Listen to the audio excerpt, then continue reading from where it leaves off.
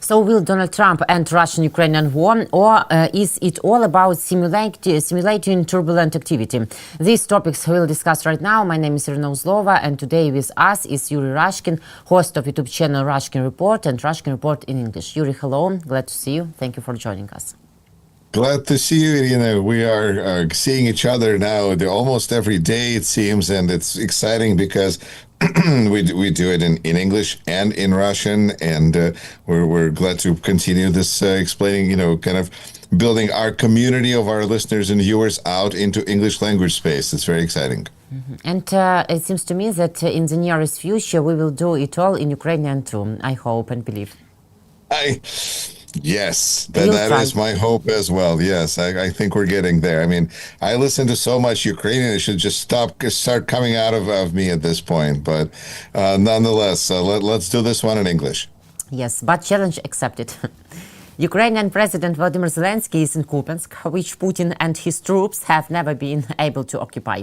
Ukraine is attacking the Russian Federation, attacking 400 drones every night almost. Oil refineries, Moscow, Putin's tankers in the Black and even Caspian Seas are under these attacks. Now, Yuri, we can see who has the cards in their hands. Really?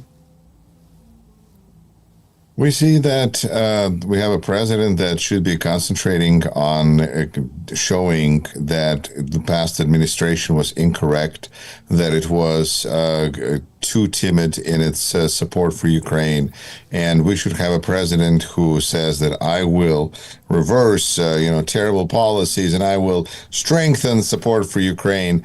But instead, we have a president who is trying to pressure Ukraine into capitulation and not understanding that Ukraine cannot capitulate because Ukraine will fight until the last Ukrainian for its independence.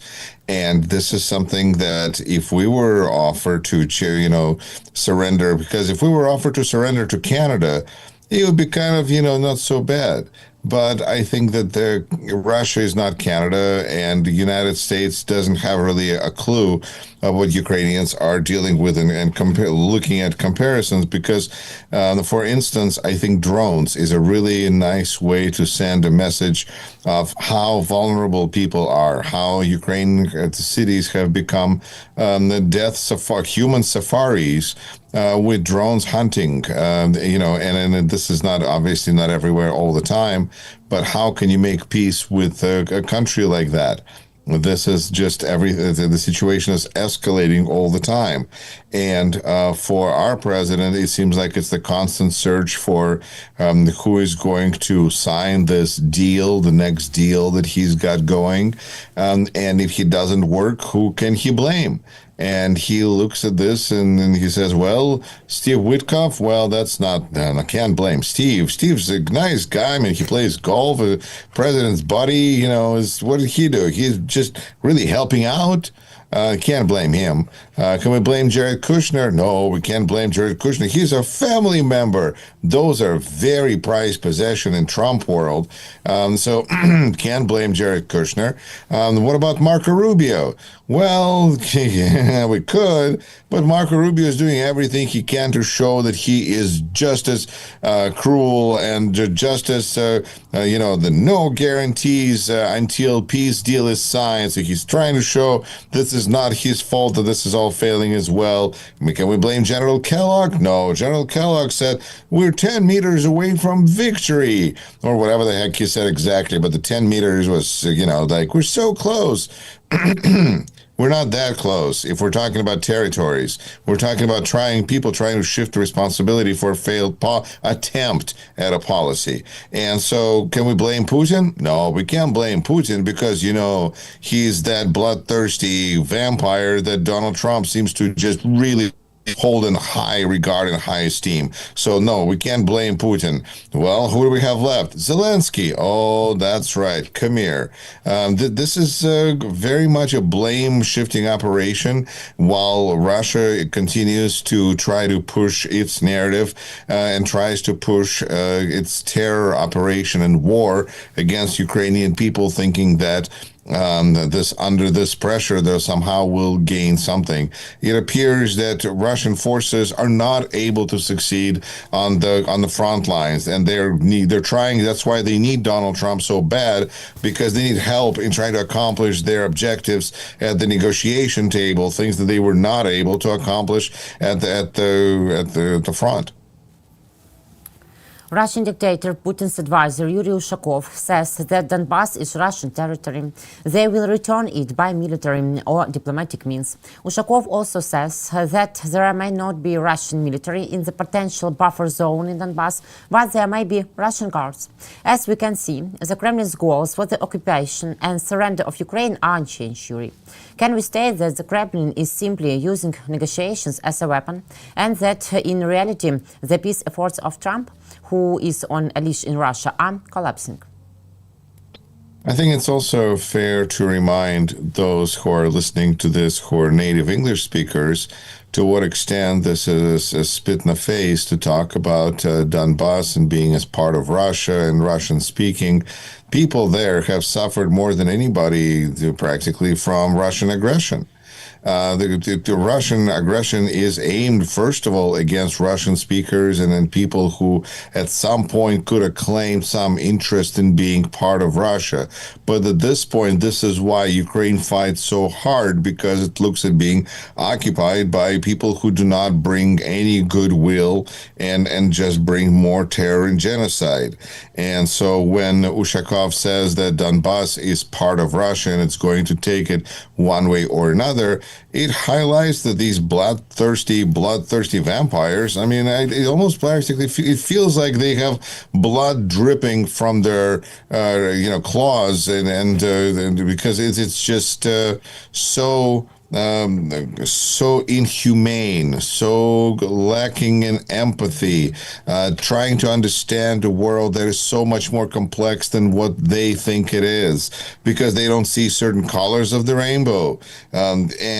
For them, they're just, except for threats, except for violence, there's no other miracles.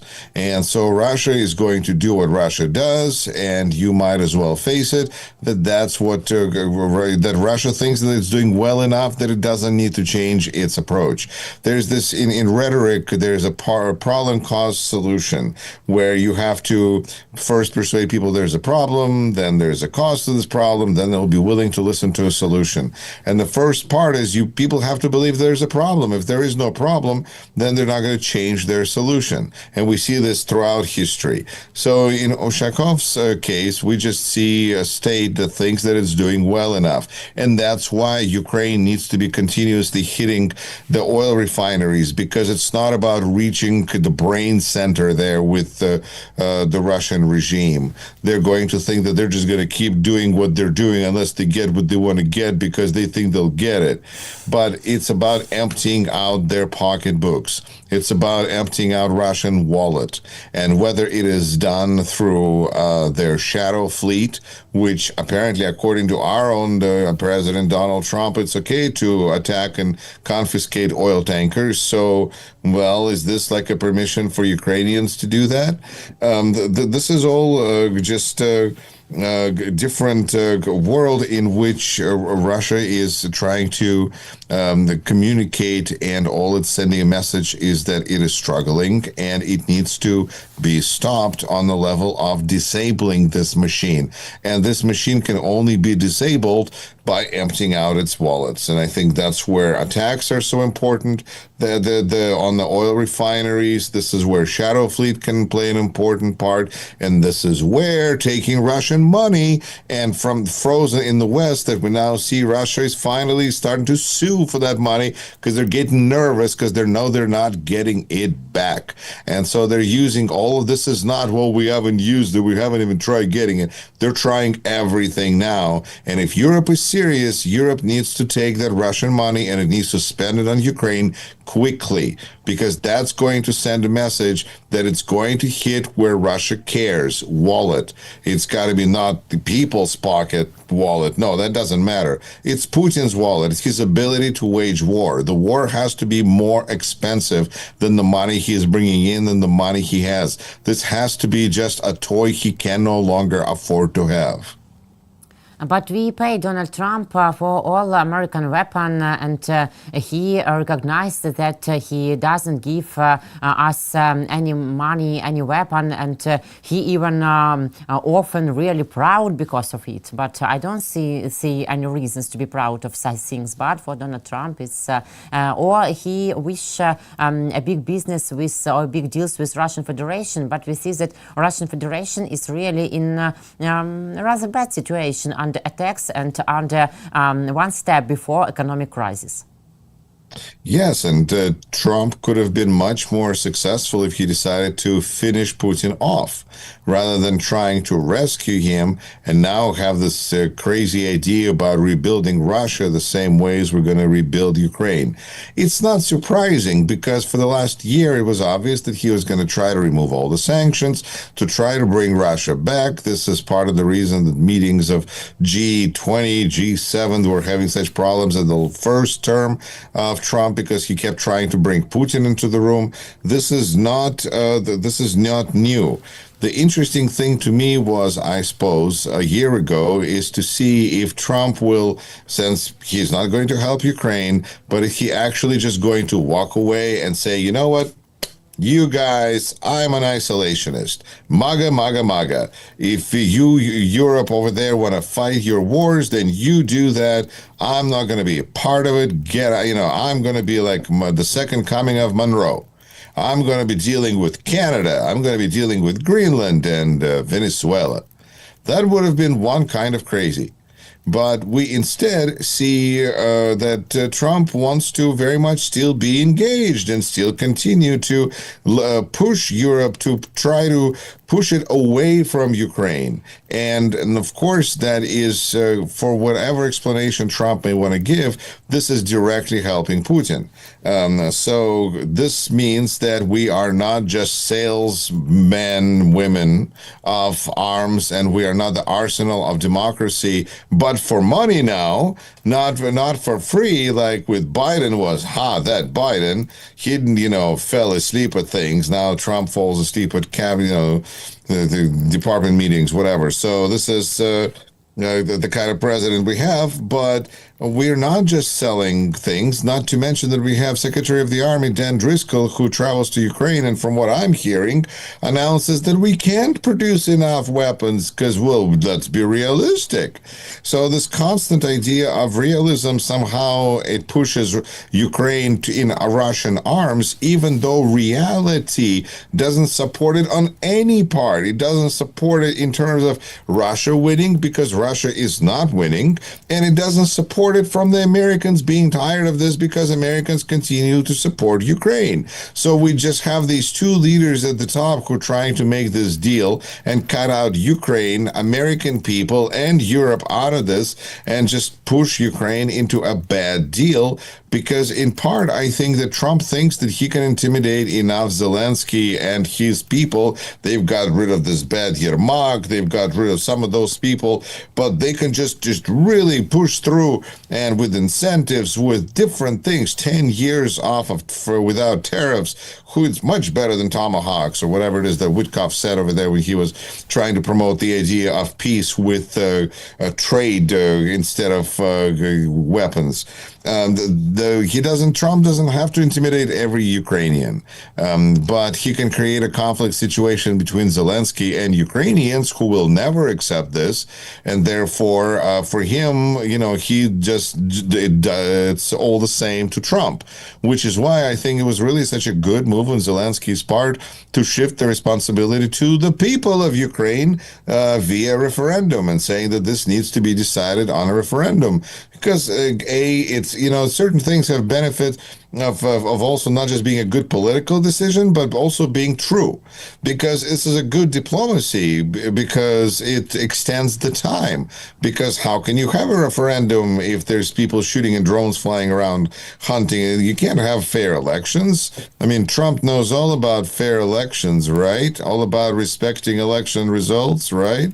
right? Anyway, Yes, and so how? this take. I'm Sorry, sorry. I must clarify. How can our soldiers vote on referendum or elections? How can our people who should change their lifestyle and life places because of regular Putin attacks can vote? How internally displaced people can take part in these elections or referendum? It's unrealistic thing. Or maybe Trump can give us such security guarantees or take pressure against Putin to make this process realistic. And that's why the referendum is the right solution here, because it also the only way to legally change boundaries and borders, and it also highlights to what extent that solution is not really implementable right now. Because for all the reasons you listed and a couple of others, but I think that it's just trying to shove some common sense in the face of Donald Trump so that he can come up with some other excuse why it is, try to show that this is Ukraine's fault. Ultimately, we see Trump trying to do what he's trying to do, and everybody else is looking at this and saying no. But Trump is president of the United States, and that has to be acknowledged. That means that when people ask me all the time, why are Democrats silent? I find this so fascinating when I hear this from Russian speakers, because such a big topic, they go, okay, Trump is what it is, but where's the opposition? And I say, well, the opposition is opposition. Trump has the levers of power. Democrats are doing fine, thank you very much. They're winning every election in sight. They just won mayor of Miami. After like 30 years, they didn't have a mayor Democrat. Now there's going to be mayor Democrat. In New York, Democrats are doing so well. The top two candidates for mayor were both Democrats. So, the Democrats are not being silent, but yet when it comes to international relations, internet foreign affairs, our president has a tremendous amount of power, and he's exercising it by trying to pressure Ukraine into what seems like fulfilling his own obligations and agreements that he may have with, Russians. So we have to just remember that this president is getting weaker all the time. His support is collapsing. Economy, immigration, crime, all of it is going out of control. People don't feel the economy is doing well. The latest AP poll says 68% of people feel the economy is poor. This is not a good situation. So for Trump, trying to be successful in foreign relations is both kind of historically accurate. That's what presidents do in second term, highlights what a lame duck he is, but it also tries to use leverage where he thinks he might have it, where he has the least amount of checks and balances, even though we see that Senate already is calling to responsibility Secretary Hegseth for what happened in Caribbean, because when we have 80 people or so killed and there's no evidence, no proof, no film, there's nothing, then that's when we see, then we start saying, do we have a war crime without a war occurring in front of us? So there's some really interesting questions that are being raised, but I just want to assure everyone the Democrats are not being silent. Democrats are being very, very loud, and they're doing pretty well, but it's not fast enough. We need the cavalry to arrive right now and to scare off all the gangsters that are trying to take over town. But until then, as they say in Russian, the rescuing of those drowning is the responsibility of those drowning. No one's going to save us Americans from our own leader, except for us. So that means the responsibility lies with us as Americans to take care of it. Yes, we should be faster everywhere, not only American politicians, but we see it about European leaders too. And, you're talking about European role. How do you think is Trump ready to take into account the opinion of Ukraine and Europe together, our European partners, or is he leading to a split in transatlantic unity at all? Trump listens to those that speak well of him, and as long as people speak well of him, that keeps him interested. But he is also trying to take the money here, and the money is kind of important So I think that Europeans can be. It's hard for them to keep saying hello and be nice to each other when they could be losing the money that they need to pay for Ukraine for the next possibly 2 years. And for their security, also, according to national American new security strategy, everybody should pay for themselves and that's all. And United States somewhere abroad. Yes, I think that the national security document is both scary and a reminder that we have Trump in power, which means that everything's negotiable. Everything can be negotiated a little bit more for a little better deal. When they gave Ukraine that 28-point ultimatum and Ukraine said, what? And the response was, well, this is just a first offer. You can just do this, So maybe the national security strategy is also like a first statement. It's a negotiation, the first offer. Well, let's see what you have to offer. Because we see that this president actually contradicts his own national security strategy every day. Because what he desires is stability. That's what this document claims. It preaches this is the holy relic that we need to have stability. What is this president do? He creates instability with everything he does, including helping Russia and trying to put his hand on the scale and change the outcome of these potential negotiations. Because everybody wants peace, really. Ukrainians do want peace. They just don't want it on Russian terms. And I think that for to Trump and Europe to remain together, it's what is good to be, if you have somebody who is like really sick, do you want to give them a big hug? Or do you want to say, you know what, you go over there, you deal with your stuff. When you feel better, come right back. Because at this point, I'm not sure that we're being such a good influence on anybody else. I think that we have a lot of our own stuff to deal with, but also economy is catching up. And President will have to deal with more reality because his party is having a terrible time at the upcoming midterm elections. They're looking at a thrashing because they know historically things are not looking good, but their leaders are admitting that they're headed towards a very dangerous path. And of course, they can complain that it's, because President Trump is not on the ballot. But reality is we are experiencing Trump right now, and it's the best vaccine against Trumpism is to experience it. Ukrainian diplomat Roman Besmerkny told me that if someone, it doesn't matter, Trump or Europe, goes the way of forcing Ukraine and capitulating to the aggressor, then they will make the biggest mistake, because it will not just be a ticket to bigger war. It will be a ticket to war which will be treated with astronomical speed, and it will be a direct ticket to a continental war and a world explosion, because Russian Federation, because Putin uses negotiations as a weapon. And Donald Trump forgets that principles and values, as well as one's lands, are not traded. I don't think Donald Trump ever knew that. I think Donald Trump lives in the world of no consequences, He values, it was never anything that was even part of the negotiation. I think that if it runs, as it turns out, it's going to be somebody else's fault. He's never going to accept. This is why people say hypocrisy, because some people just don't understand ethics and morals and they call it hypocrisy.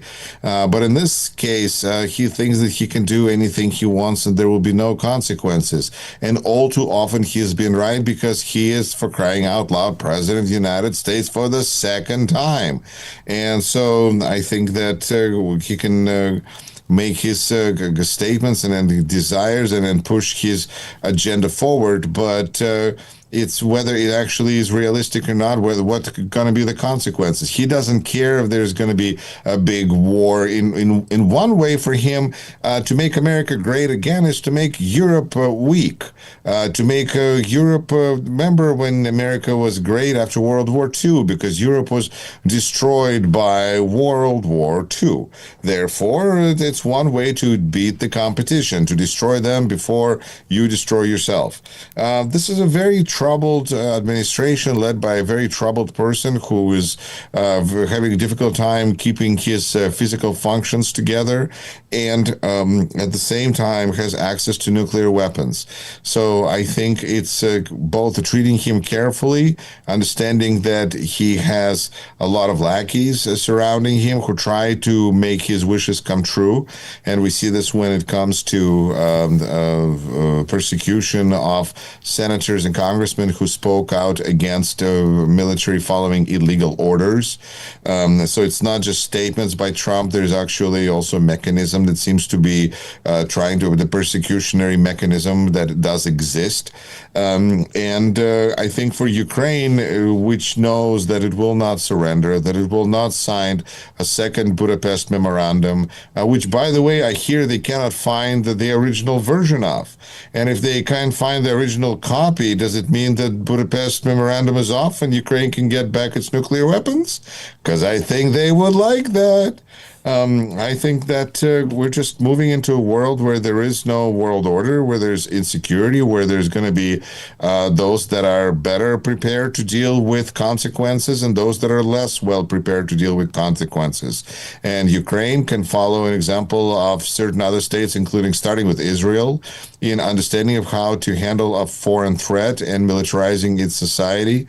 And I think that that can create a really good example for other states which are going to be dealing with its own issues. And I think Ukraine is showing a way forward in this new kind of a dark tunnel that we're in, and is a light that we can follow and support. So, Irina, people used to tell me, oh, Americans are so important because we're voting for American president.